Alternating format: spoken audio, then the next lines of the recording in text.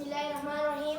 My name is Nabil Anjum. I'm from Khalkandaru and I read in class 6B.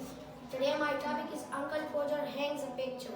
You never saw such a commotion that when Uncle Pojar undertook to do a job, and the job was to hang a picture in the dining room. And at first he sent a lot of children to bring the tools like nails, hammer, rule and the spirit level. Then he lifted up the picture and dropped it, and he was trying to save the glass, so he cut it himself.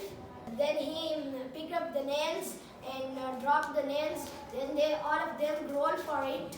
So then after finding the nails, then he picked up the nails and dropped the nails. Then all of them rolled for it. So then after finding the nails, Uncle Pojar lost the hammer. After finding the hammer, Uncle Pojar lost the sight of mark, and he had to measure it again. Then on the first blow, he smashed his thumb, and the hammer fell down on somebody's house with a yell. Then on the second blow, the nail directly went clean through the plaster, and half the hammer after it. Bismillahirrahmanirrahim. My name is Hashim Ahmed. I am from Khal Barkale and I read in class 6B, and today I am going to summarize a poem, and the poem name is The Cloth's Line.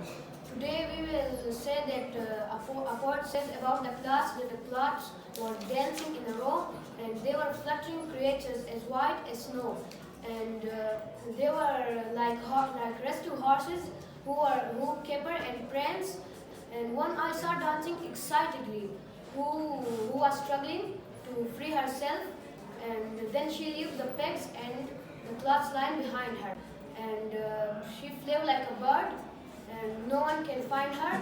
Then no one can find her, and no one knows that where she can be.